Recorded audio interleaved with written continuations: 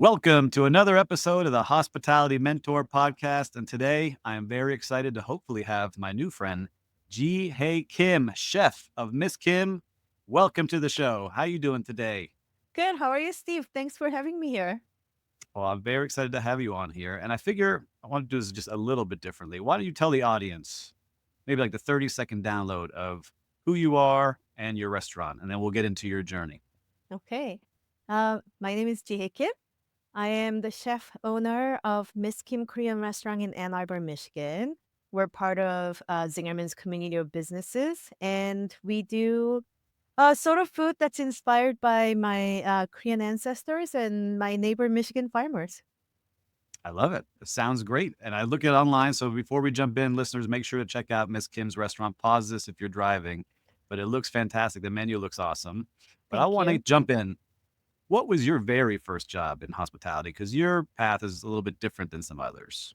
Yeah. Very first job at the hospitality would be I was a under the table server at a Japanese restaurant when I was going to school at University of Michigan, and then I And didn't do that for a long time after.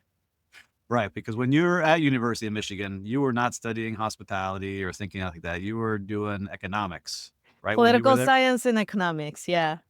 And so what was your goal with through childhood? Were you like working in restaurants as a child? Did you like it, or was this like a side job, your first job?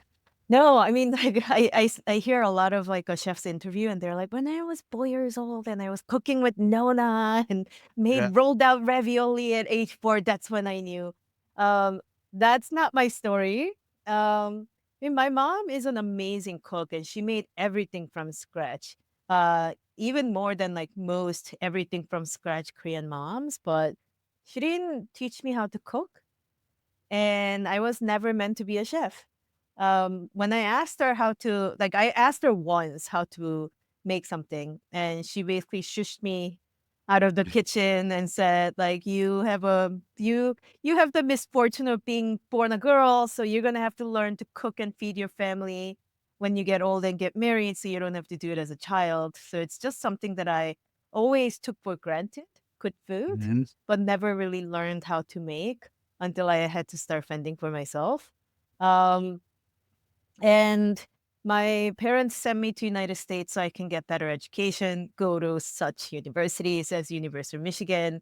And I i- the only way that I can make some money was like serving at the time. And I disliked being on my feet so much that my career goal, was to find a job that I can do sitting down. So basically a white collar job, Yep. and to have that job sponsor my green card. Like I couldn't see past like few years at a time at the time. So you're doing that in school. You're at Ann Arbor. You're at a great university. You're studying something completely different, and you go into that field. Can you just talk about that a little bit? Like you graduate, what happens after that? Yeah, so I graduate I graduated like right after 9/11, and the job market was really bad and I was out of status.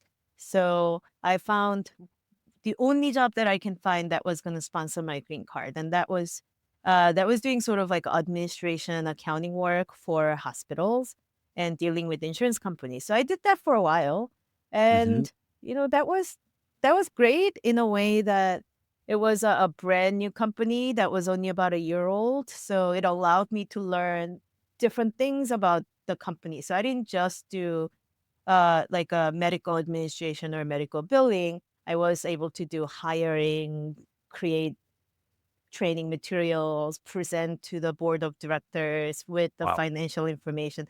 So that part was good, but I realized that like I didn't want to be in that field. Like I read somewhere around the time that your happiness really depends on who you spend the most time with, and who Americans spend the most time with is actually your coworkers, because you spend more time at work than having a little time with your family and friends.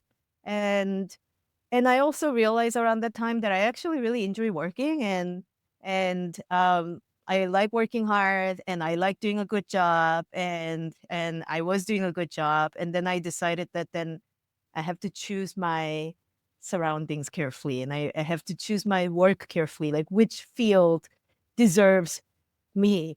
Yeah. Mm. So Yeah. yeah, and I got married and moved back to my college town because my new husband, now ex-husband, was a professor at University of Michigan. Not my professor, Yep. but he was a professor.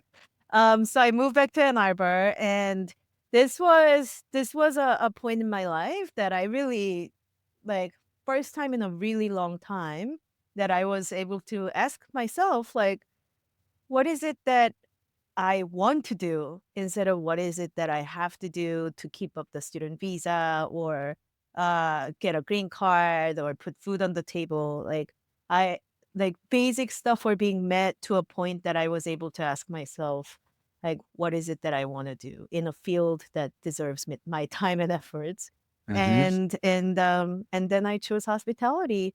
I think mostly because like one, I wanted to do something that felt real and hands-on and tactile and like, beautiful in its simplicity because food is like you can understand good food and you cannot beat around the bushes when a plate of food is bad. It's pretty straightforward, not Mhm. like insurance. Yeah, I was gonna say, it's 2 completely different. With your Yep. personality, like, I could see you, like, sitting in the cubicle at the billing and, "Ah, I gotta get out of here." So, how did you when you made that choice, right? Because a lot of people sit there, they have a dream of changing, but they feel like they're stuck. Was it your family that helped you make the decision? Were they telling you you're crazy, like, you have a good job in the medical field now, or were they supportive? What was that like? 'Cause that's so hard for some people sometimes. My mom was happy that I was married. Like my mom was like, "You're married to a professor, you're fine." Mhm. She stopped meddling. Yeah. So you And made it. yeah, yeah, I made it, and my ex-husband was actually very supportive. Um, and my job right out of college, that I was doing really good at was in New Jersey, and we did the long distance thing for a while, so he was just really happy that I quit that job and moved back to Ann Arbor, and he was happy to support in whatever that I chose to do. And this is really like, I think I was lucky in that moment that there were not a lot of limitations and barriers in what I can choose. And I chose that. And then also because I was lonely in Ann Arbor. All of my friends were gone because they moved on from the college Graduated. town. Yeah. And my family was far away and I was just alone with my husband. So I was lonely. And what I realized is that no matter in what company setting I was, because I would be invited to like his friends' parties or unknown like I walk into a room full of unknown people and then I realize like I can have myself a good time if the food was good. Yeah. And that felt really good. Mhm. So on a gut feeling, I just took like 90% pay cut and took a job being a cheesemonger at Zingerman's Delicatessen. It's like anybody who's been like University of Michigan grad, like, go blue. They Mhm. would know this deli. It's like a 40-year-old deli with beautiful sandwiches, like an Ann Arbor institution. But I chose to work there because when I walked into that deli to buy some cheese, I am I'm chatty now, but I'm not a super chatty shopper. I want to get my stuff and go, but I found myself just like chatting with cheesemonger about cheese and like what else I should have as a accoutrement and just had a really great experience. So, like, I love cheese, Yep. and this level of service surprised me, and it just seemed like an environment that I wanted to be in. Like, they Amazing. deserve me. So I was like, "Okay, I'm just gonna go work there." And at the time, I was 27. So, Okay. I So still young, but not super young, like, yes, it's a still young, but transition. not super young. But at the time, I felt very strongly, and I was very wrong about this, but I felt very strongly that you have to be adult by age 30. Age 30 was the age that like I The magic imagine like number. everybody's grown up by age 30. Yeah. So I told myself I'm gonna give myself 3 years. 3 years where I can just try different things and explore and try to answer this big question on my head, which was what is it that I want to do? And starting at a Zingerman's Delicatessen, playing with cheese seemed like a great first step. Except that I ended up like not leaving, and I've been with the Zingerman's hospitality group for for like since 2008. I don't even know how Yeah, many. 17 years. 17 Yeah, years I have written down here. 17 years. Yeah. Then So when you yeah, yeah, go so ahead. when you walked in there, right, Yeah. to apply, how does that happen, right? I'm sure they look at you, GA, and they're like, what do you wanna work here? Is that what it was like? Or they're like, "You wanna take a giant pay cut and come here? Why?" Was that part of the Uh, interview? I think, um, I think they were only thrown off because I was, like, a little bit suited up, applying for Yes. You're ready. applying for a cheesemonger position. Um, Mhm. and, but yeah, they gave me a job. I was lucky because my manager who interviewed me at the time was also a former Ford executive who had a career change. So it didn't phase her that I was taking Mm. a big pay cut, and it didn't phase her that I showed up like a little bit overdressed. Ready to go. Yeah, Uh, executive. she was like, Come you in. don't turn overqualified people down, you take them." So, yeah, That's good advice.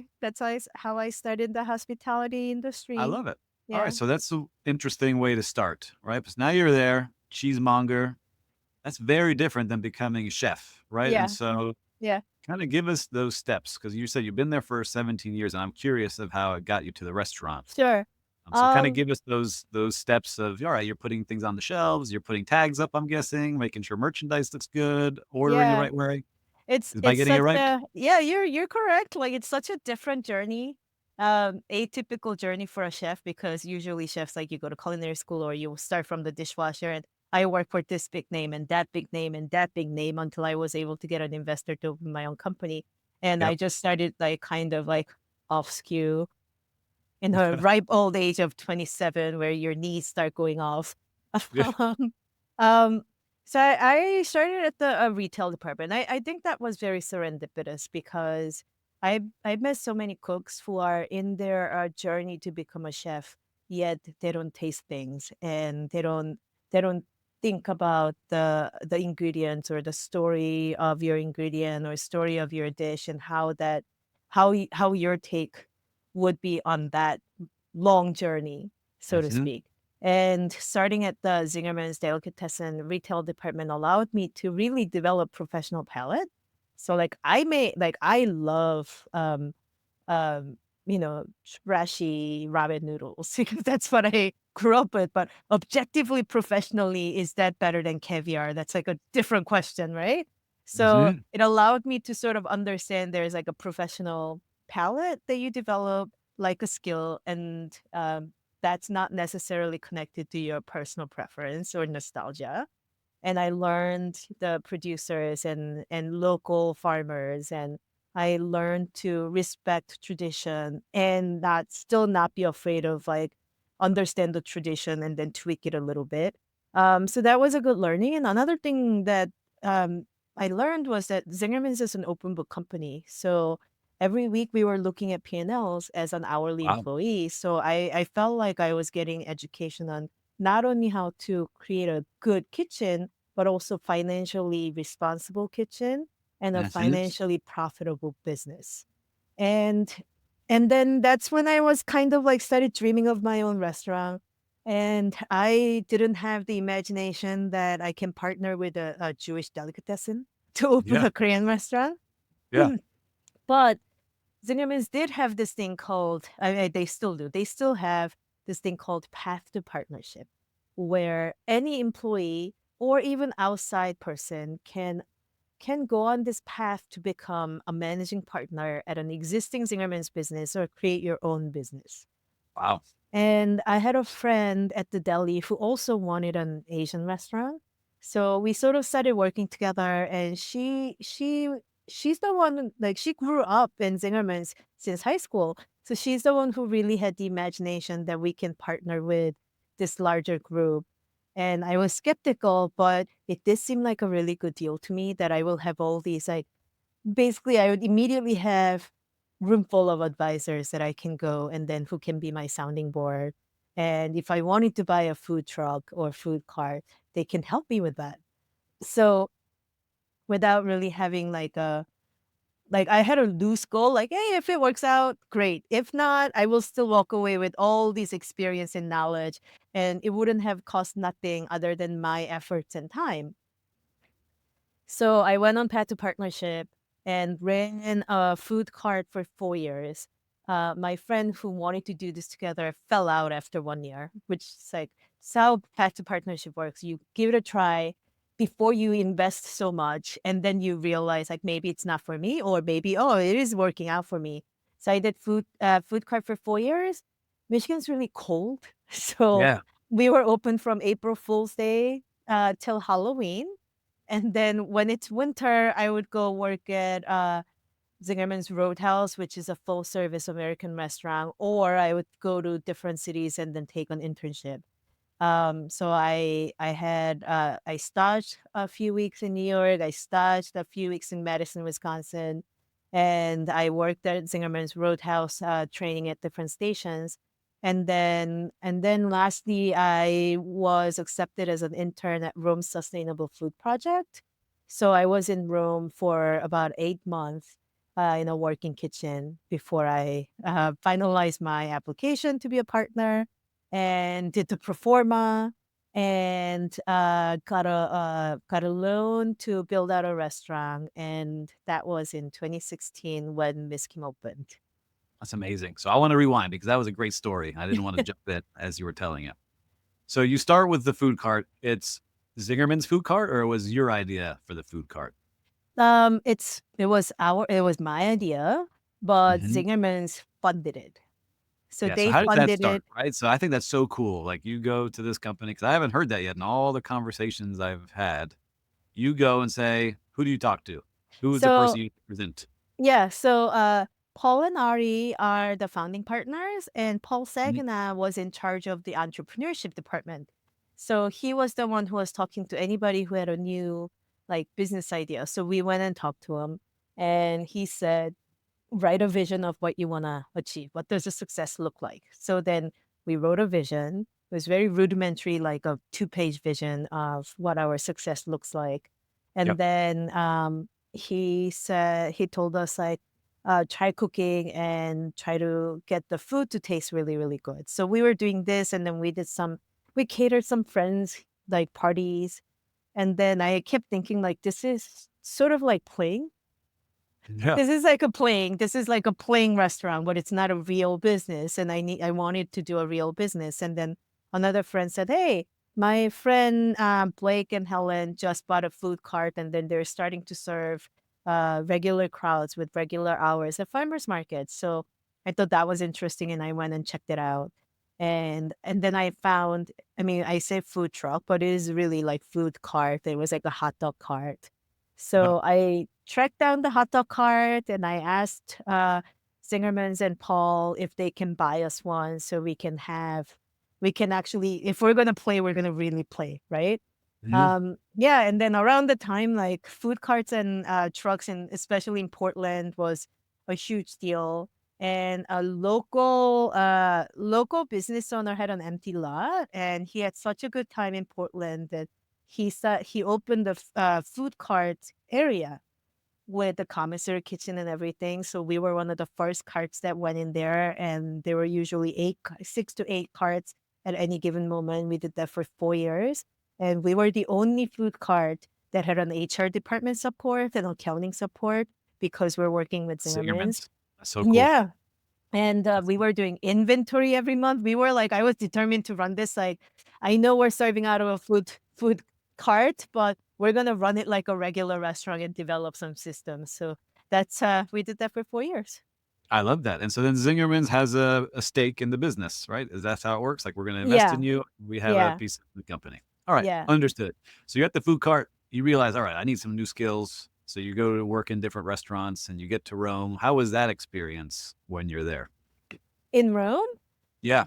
I mean, that was fantastic. I went there because, Rome Sustainable Food Project is, the kitchen and internship project within, American Academy in Rome, and they give away fellowships to people in, like, different fields, and architecture was one of them. And my ex-husband won, so he was gonna be going to Rome for a year, And I wasn't gonna go if there wasn't separate opportunity for me, but then there was this, like, amazing internship, and it's built, by Alice Waters, of Japanese, and Mhm. so I went and I applied to the internship, and then I got in, and it was like a breakfast pastry bar, and then a lunch buffet and sit down dinner experience, and there is no set menu. We will see, like, the couple chef will call the farmer, and then farmer will generally kind of give a general idea what he has, and then whole bunch of stuff will come in. Some of them is a surprise, and then chef will make a menu, new menu every single meal. And I would sit down and hear the explanation of the menu and rough explanation of how dishes are cooked. There is no set recipe, and half of it is in Italian. I would take furious notes. And Yep. then, I think that's really where I learned to cook without a recipe, where I learned to season by tasting it and actually doing it.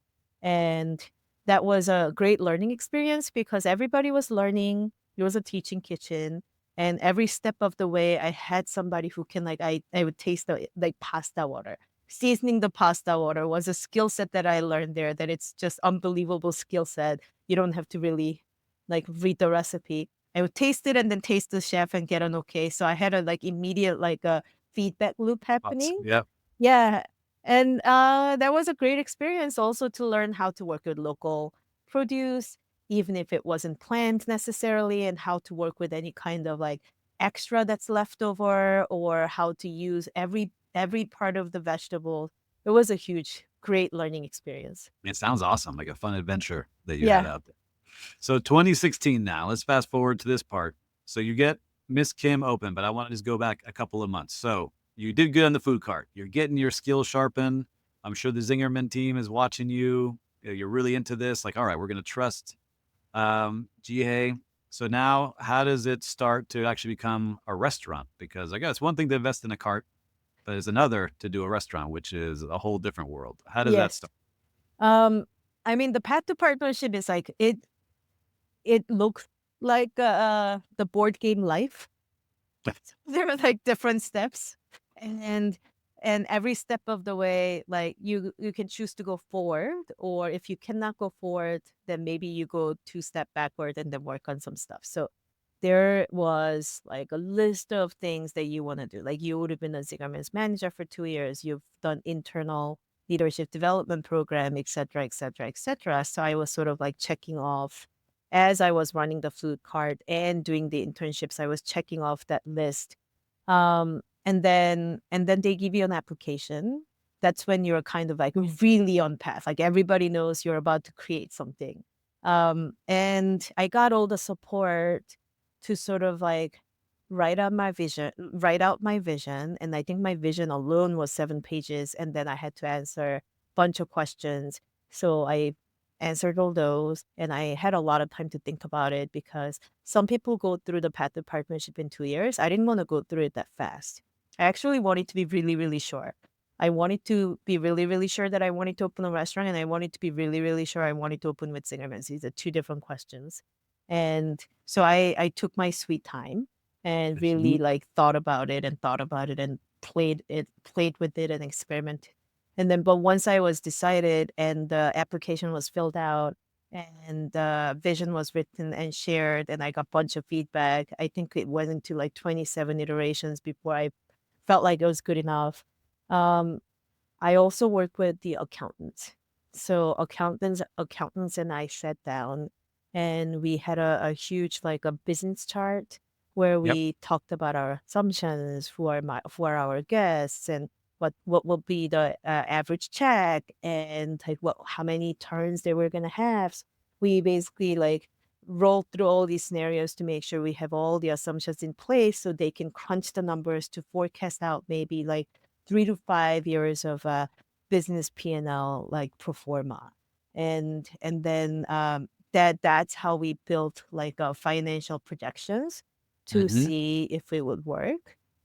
And then we went to the bank and got a business loan with the, Zingerman's line of credit.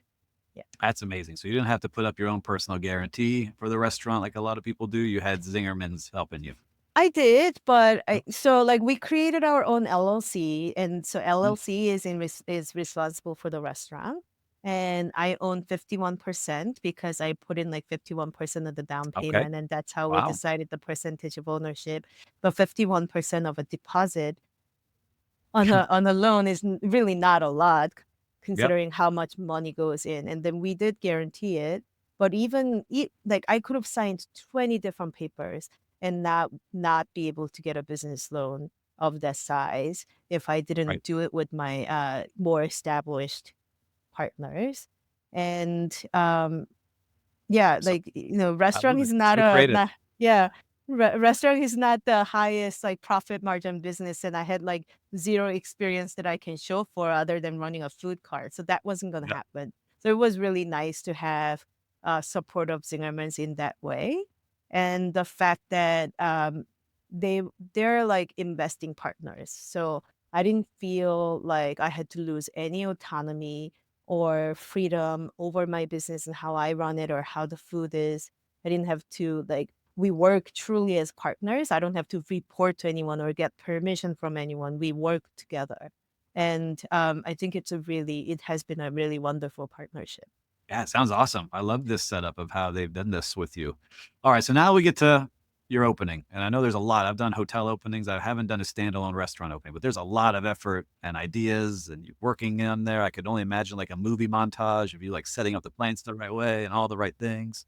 What was it like opening day? Was it like, oh, there's lines out the door, or was it crickets, or somewhere in between? What was it like? No, we did like 3 weeks of soft opening where we had reservation slots, and it was reservation only for, friends and family, and then we opened it to rest of the Zingerman's employees where they can sign up a form, time slot, and then they could come Okay, and good. try it. We had a survey card where they can give detailed feedback. We really invited it, and then we sort of, like, tweaked it for at least 3 weeks before we really truly went live and open to the public. That's so cool. So when did you feel like, all right, we're getting the hang of this? Are you still working on that? Or is it like, after a year, you're like, all right, we've got the vibe here, we've got the flow of this restaurant. When did you feel like you were hitting your stride? Yeah, okay, so one of the decisions that we made that I, like, constantly questioned was that we're not gonna be a tip credit restaurant. So, Michigan Wow. is not one of the 7 states that ban the tip credit, so we still have tip credit. Most restaurants, like almost 99.9% of the restaurants that are full service are, like, $3 and change plus tips on top. Yes. And I made the decision to, pay people way above regular minimum wage. And Okay. initially, we didn't take tips, but now, like in the middle somewhere, we decided to take tips, and then we just split tips amongst the staff, so they get like a regular hourly wage that are not tipped minimum, and then tips on top. Um, that immediately translates to super high labor cost. Yeah, I was gonna say. Yeah, and that was, like, very challenging, but by the time, like, 2019 came along, like, second half of 2019, I kind of started to feel like, "Okay, I think things are sort of, like, falling into places. I am, like I don't have to work until I'm, like, burning out every week, and we're starting to get, like, really solid team members. It's starting to feel like things are gonna fall in, like, maybe, like, another year, then we will be okay." Yep. And then the pandemic And hit. that came, yeah. Yeah. Shut down.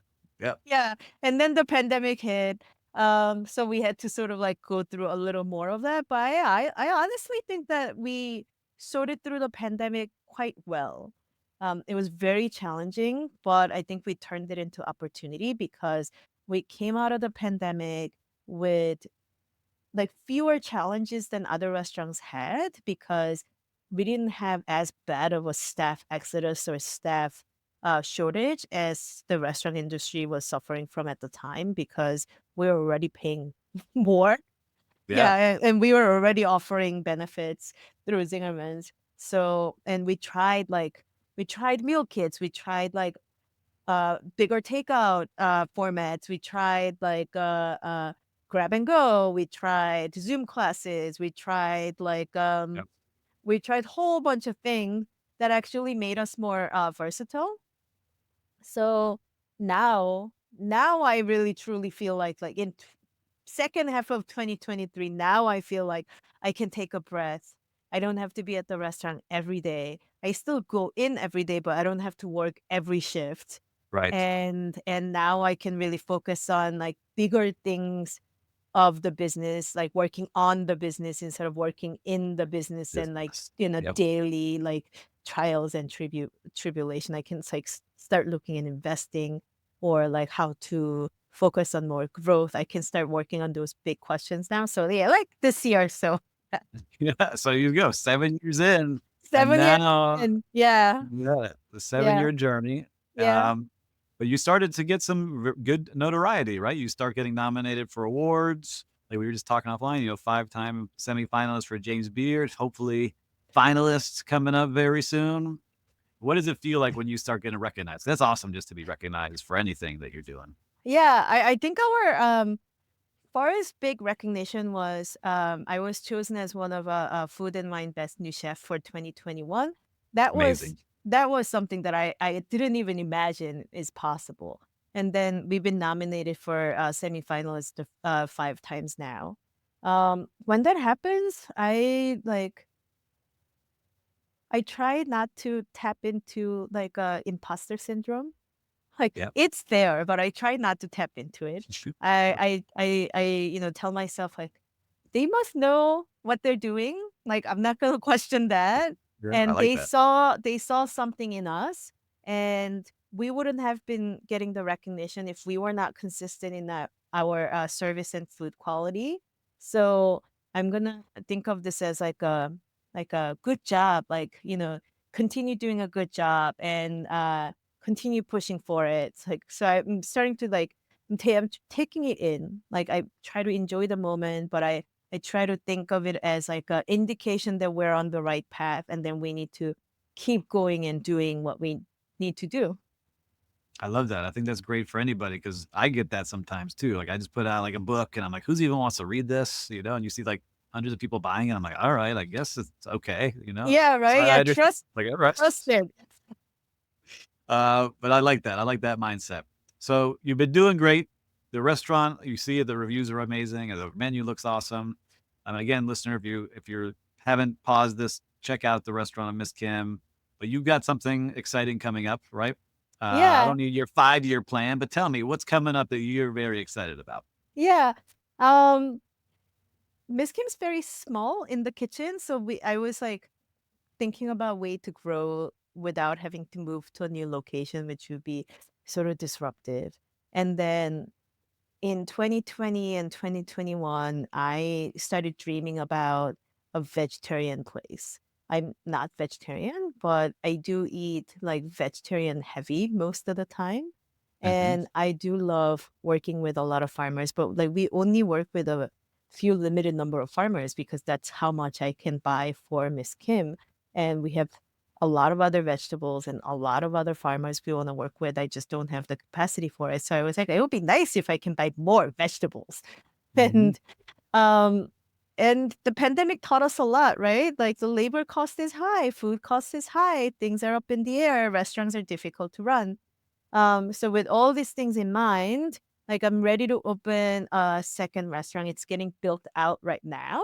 And Very exciting. hopefully this spring, like barring that the city permit comes out on time, like there's less Yep. bureaucracy. Hopefully in spring we'll be able to open my second restaurant. It's called Little Kim. It's like a little vegetarian Gen Z sister of Miss Kim. And, it's gonna be fast casual. You can order at the counter and sit down, but we'll bring everything out for you and still take a good care of you. And the food is going to be vegetarian and lots of vegan options and, healthy, but also really delicious. And some indulgent dishes, not just all healthy. And Mhm. we wanna really tap into the, culinary traditions of Asia. 'Cause there is huge and long history of vegetarian and vegan cuisine in Korea and Japan, India, China, and none of it is using impossible meat, impossible impossible burger or fake chicken. It's Yep. actually uh, great traditional proteins, well-rounded, really delicious flavored vegetarian dishes. Like my goal is that, if you have an uncle visiting and there's no way he wants to eat a vegetarian food, but if you bring him to my restaurant, he is gonna enjoy his food. I love it. I haven't had lunch yet today. It's late in the day. I'm starving. I need to you got me, like, mouth watering to check this out now. I gotta make my way up there. So, Jihei, look, we've talked about a lot of things. I love all the details you gave. I think it's such a unique path that you found into being where you are, and just you're just an awesome person to talk to. You've got a Thank you. great energy. But if you could whisper into young Jihei's ear, like she's starting, just getting out of college today, what advice would you give her? Mm. I would say that really think about what you want to do and then just go do it, like with enthusiasm, like do it without reserve, just go for it. Because, nobody's going to do it for you. And you live your life, you're responsible for yourself. Like go out and get what you want. I think that's great advice. Listen, rewind that last 30 seconds. That's a great piece of advice. Just do it with enthusiasm. I like that. Yeah, do I'm it gonna with keep that quote from enthusiasm. this. Yeah. I love that very much. And so, listeners, we covered a lot here. Chef Jihei told us a lot about her restaurants. Make sure to check those out. But she gave a lot of great business advice. So, if you found something useful in this, make sure to forward it to your friend right now. Pause this and send it on over to them, because if you liked it, they're going to like it too. So, Chef Jihei, thank you so much for joining us today. I'm very grateful you spent this time with us.